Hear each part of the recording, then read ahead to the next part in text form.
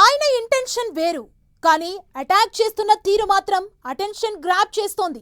అసలే మంత్రి పదవి దక్కడం లేదన్న అసంతృప్తిలో ఉన్న ఆయనకు సొంత పార్టీ ఎమ్మెల్యే చేసిన కామెంట్స్ ఈగోను హర్ట్ చేశాయట. ఇప్పటికే అమాత్య ఆశలు నెరవేరట్లేదని రగిలిపోతున్న సీనియర్ నేతకు ఎమ్మెల్యే మాట్లాడిన తీరు పుండు మీద కారం చల్లినట్టు అయిందట. ఇంకేముంది, తనను టార్గెట్ చేసిన ఎమ్మెల్యేకు చెక్ పెట్టే ప్రయత్నాలు స్పీడప్ చేస్తూనే మరోవైపు పొలిటికల్ గేమ్స్ స్టార్ట్ చేశారట. ఏకంగా యుద్ధమే అంటూ ప్రకటించడం కూడా హాట్ టాపిక్ అవుతోంది. ఇంతకు ఎవరా నేత? ఆయన టార్గెట్ ఏంటి? వ్యూహం ఏమై ఉంటుంది?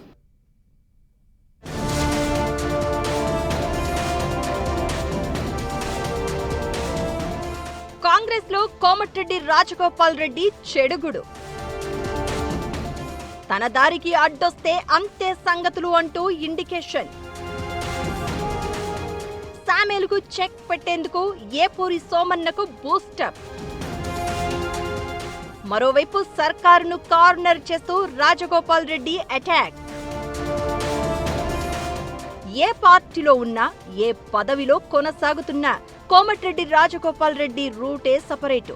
ఎప్పటికప్పుడు తన అసంతృప్తిని బయట పెట్టడం ఆయన స్టైల్.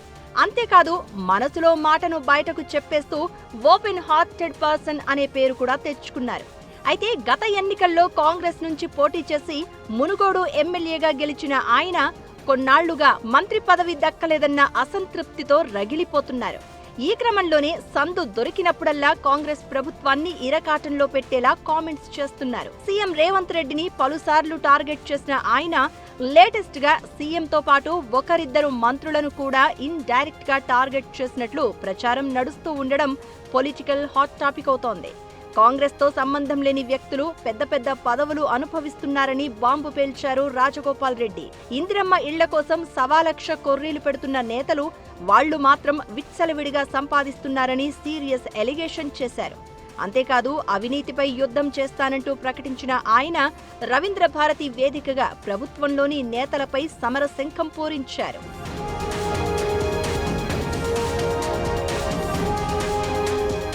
కోమటిరెడ్డి రాజగోపాల్ రెడ్డి గతంలో కూడా పలుసార్లు ధిక్కార స్వరంతో కామెంట్స్ చేశారు. తనకు మంత్రి పదవి ఇస్తాను అని హామీ ఇచ్చి హ్యాండ్ ఇస్తున్నారంటూ చెప్పుకొచ్చారు. తన పదవికి అడ్డుగా ఉంటున్నారనే ఆలోచనతో నేరుగా సీఎం రేవంత్ రెడ్డిపై విమర్శల బాణం ఎక్కుపెట్టారు. ఛాన్స్ దొరికిన ప్రతిసారి విరుచుకు పడుతున్నారు. ఇక ఈ మధ్య లేటెస్ట్ పరిణామాల నేపథ్యంలో రాజగోపాల్ రూట్ మార్చారట. గత ఎన్నికల్లో తుంగతుర్తి నుంచి మందుల శామ్యూల్ను గెలిపించేందుకు రాజగోపాల్ రెడ్డి తీవ్రంగా కృషి చేశారట. అయితే మందుల శామ్యూల్ ఈ మధ్య పూర్తిగా రివర్స్ అవుతూ రాజగోపాల్ రెడ్డిపై హాట్ కామెంట్స్ చేస్తున్నారు. తనకు కాంగ్రెస్ టికెట్ రావడంలో రాజగోపాల్ రెడ్డి పాత్రేమీ లేదని, కాంగ్రెస్ లో తానే సీనియర్ అంటూ మందుల శామ్యూల్ చెప్పుకొచ్చారు. రాజగోపాల్ రెడ్డి బీజేపీ నుంచి కాంగ్రెస్ లోకి రాకముందే తాను కాంగ్రెస్ లోకి వచ్చాను అని శామ్యూల్ చేసిన కామెంట్స్ కోమటిరెడ్డిని బాగా హాట్ చేశాయట. మందుల శామ్యూల్ ఈ స్థాయిలో మాట్లాడడం వెనుక సీఎం రేవంత్ హస్తం ఉందనేది రాజగోపాల్ డౌట్ అంటున్నారు. అందుకే మందుల శామ్యూల్కు చెక్ పెట్టి ఆయన వెనుకున్న వారికి షాక్ ఇవ్వాలని ఫిక్స్ అయ్యారట రాజగోపాల్ రెడ్డి.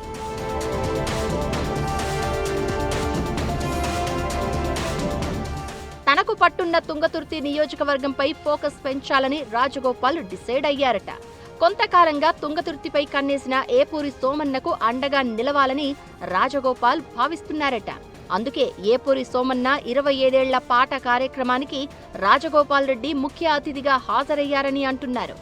నెక్స్ట్ తుంగతుర్తి నుంచి ఏపూరి సోమన్నను రంగంలోకి దించనున్నట్లు ఇన్ డైరెక్ట్ కామెంట్స్ చేశారు రాజగోపాల్ రెడ్డి.